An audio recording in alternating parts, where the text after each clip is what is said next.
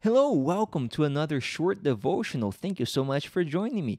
This one is also coming from the story of Samson. It's found in Judges and it starts really in chapter 13, but this one is going to be taking place looking at chapter 14 and chapter 15. So I'm assuming you're familiar with the story. If you're not, you can just pause it, open a Bible, or you can do this afterwards, I guess. Read Judges chapter 14 and 15. And if you have some questions and you'd like to go deeper, I do have a blog post on this. The one on chapter 14 is already up.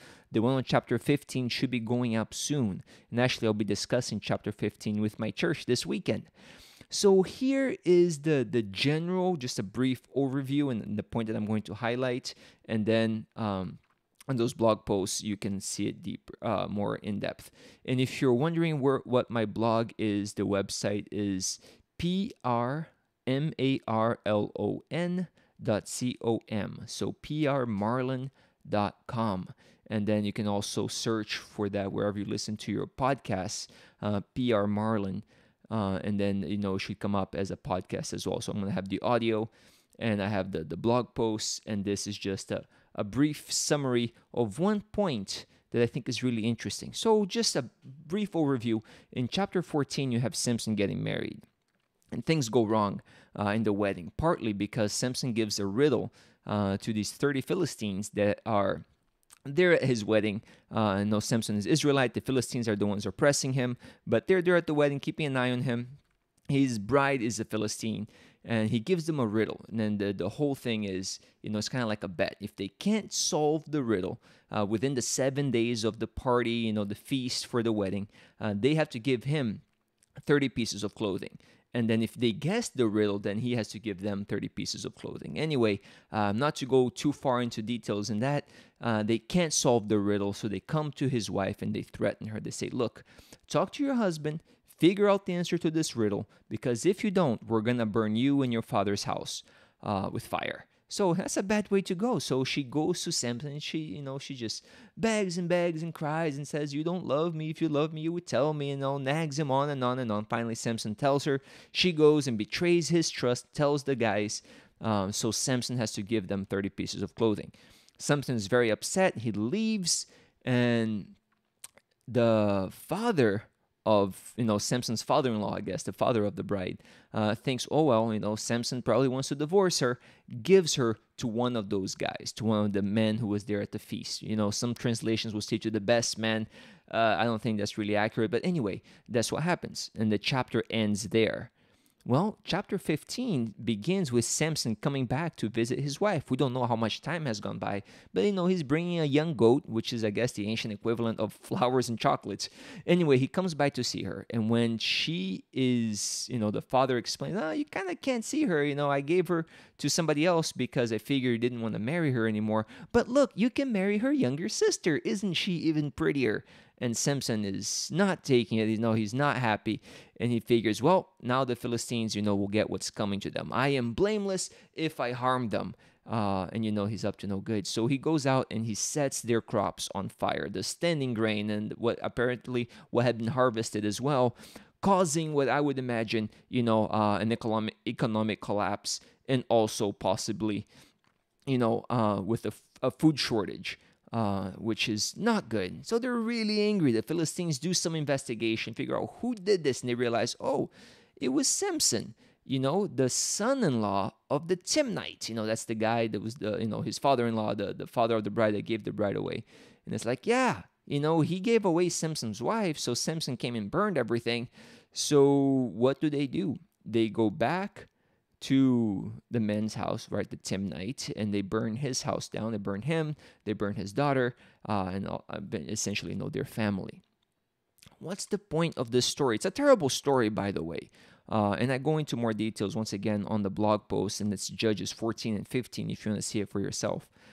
But here's what I take away from this. The bride has two options. She could choose to make her choices and to live her life motivated by love, right? The love for her husband, trusting in him to protect her and to take care of her, just coming to him and saying, look, there's this problem. You had this idea of this riddle. These guys are really upset. What should we do? Solve it together. Or she could choose to react out of fear, right? She doesn't tell him. She does what these guys, these bullies, are pressuring her to do because she's afraid of what they might do otherwise. Except there's a problem here. The people who are pressuring her don't care about her, right? They don't burn her now because she does what they want, but later on they have no problem burning her and her house and and her father and the family. It's a terrible thing, but she had that option, right? And I believe that we have a similar option, right? We can live life choosing the things that we love, or we can live life out of fear, trying to avoid certain dangers. Now, here's the catch: because you're trying to avoid a certain danger, right? Because you're avoiding to pursue what you love, to pursue what would make your heart happy, to pursue what seems like the best thing, the right thing. Instead, you settle for the status quo. You settle for where you are. You choose fear instead of love. What happens is the things that you fear could still happen, right? You choose the safe job as opposed to trying this new thing, but then over time you could still lose your safe job. You choose the safe major, and then you could just be miserable or have a hard time finding a job as opposed to chasing after that other thing. But for me, most of all, as someone who believes in God and believes in the Bible as the inspired word of God, I see another application for this as well that for me is even more important. And for me, that is when God comes into your life and He invites you, He encourages you, He calls you to go on an adventure with Him, to change certain things, right? To live a life differently. There's certain guidelines that God has outlined in the Bible. He invites you to do that, to be honest, to be morally upright, to choose love and to choose forgiveness. And sometimes that can be scary. Many times it can be scary. Sometimes we're afraid that there will be a social penalty for choosing God, for choosing to follow Him. We will lose our friends. We might lose our job. It's going to affect the way that we live our life, our relationship with our family. So do we allow these things to get in the way of us choosing God, to fully commit to God, to choose God's will for our life?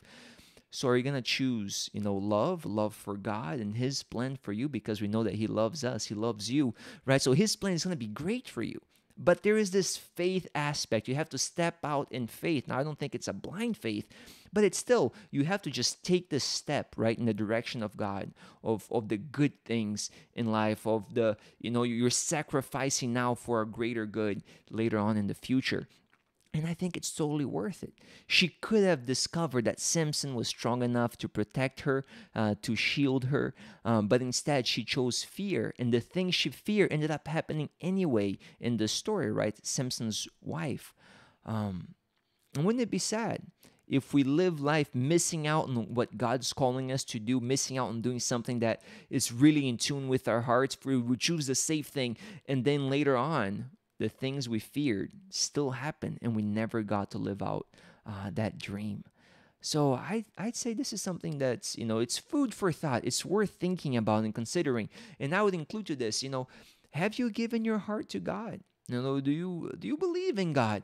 Maybe this is something that's worth a try. If you want to talk more about this, just leave a comment below or send me a direct message wherever you see this video. I tend to check it often. I really appreciate your comments. Tell me, what do you get out of this story? What are your thoughts on this? Do you agree? Do you disagree? I would love to hear your insights. And you can always check out my blog as well, PRMARLON.com, prmarlon.com, and there's a more in-depth study of these two chapters and these stories and what's going on with Samson. Anyway, I'm going to be going over this with my church this weekend. If you get a chance to join our live stream, maybe you enjoyed that as well. And look forward to hearing for your feedback. And next time, well, I guess we'll see you then.